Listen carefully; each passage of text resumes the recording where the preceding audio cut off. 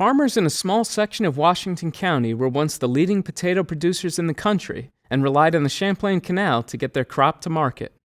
This area, once known as the Swamp, was about 15 square miles of lake-bottom land along Wood Creek in the Old Canal from Dunham's Basin to Smith Basin in the town of Kingsbury. The first inhabitants of the swamp were immigrants from the north and south of Ireland, and a few who immigrated from Scotland. Most came between 1835 and 1840. They had little money and worked on the railroad or adjacent farms until they were able to acquire a few acres of the swamp land. They were apparently convinced that once cleared and drained into Wood Creek, the land would be ideal for raising potatoes, as they had done in Ireland. Little by little, these people cleared and drained the swamp. They used bog hoes, axes, and shovels. Stone boats and chains powered by oxen, mules and horses removed stumps and brush. Drainage ditches were dug to Wood Creek. Hundreds of acres of swamp was transformed by hand into fertile virgin land for growing potatoes.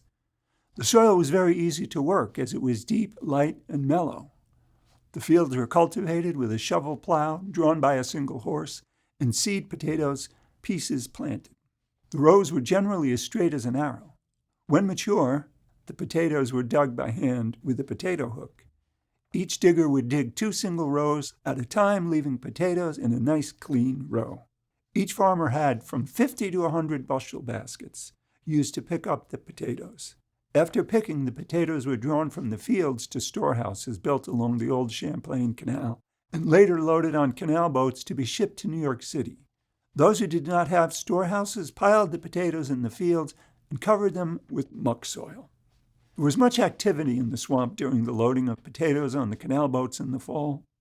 There was a great hurry to get the potatoes on the boats and out of the canal before the canal froze up, which would end navigation. Once in a while, the boats would barely make it out of the canal to the Hudson River. When there was ice in the canal, it would have to be broken up with an icebreaker, and there was grave danger that the floating ice would cause the wooden boats to leak and sink and ruin the potatoes. The potatoes in the storehouses were scooped up with a wooden scoop or shovel and run over a screen to remove the dirt and be sorted. Each bushel basket was carried from the storehouse across the towpath and to the boat by a chain of men. A man sat by the scales and tallied each bushel. When all went well, 4 or 5 men could load over 1,200 bushels in a 10-hour day. For those who piled their potatoes in the field, the loading was much slower as the potatoes had to be drawn some distance with a team of horses. When the muck land was wet, it was difficult or impossible to draw heavy loads out of the fields. Before loading, the boats were lined above the waterline with rye straw to keep the potatoes from freezing while docked in New York City.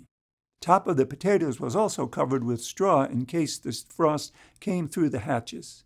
We were always relieved when we received word that the cargo had safely reached its destination, although the potatoes were insured. The potatoes were of a high quality and for years free of any disease due to the virgin soil. The produce dealers and exporters in New York City soon realized this and paid a premium price for them for seed purposes. They found they were in great demand in Cuba for seed purposes. Thus, between 50 and 60 years, most of the swamp potatoes had an excellent market in Cuba. However, in later years, there was also a market for them with the Long Island and New Jersey planters. The predominant variety grown was the peerless, or sometimes called Euxes. Other varieties raised were Irish Cobbler, Jersey Giant, and Red Bliss. The boats were docked at Pier 5 on the East River, where the buyers could inspect the potatoes. Usually the Canal family lived there on the boat over the winter, making sure the potatoes were properly cared for so they wouldn't freeze. After Christmas, farmers came to New York to sell their crop. My grandfather would spend a month or 2 in the city watching the market price and selling potatoes. Other farmers would go down, too. Many of them stayed at the old Smith McNally Hotel on 42nd Street. A tragic thing happened one time. One of the men whose first trip it was to New York didn't come down to breakfast. Some of them went to see why and found him dead in bed. He was asphyxiated as he had blown out the gas lamp as he would a kerosene one at home.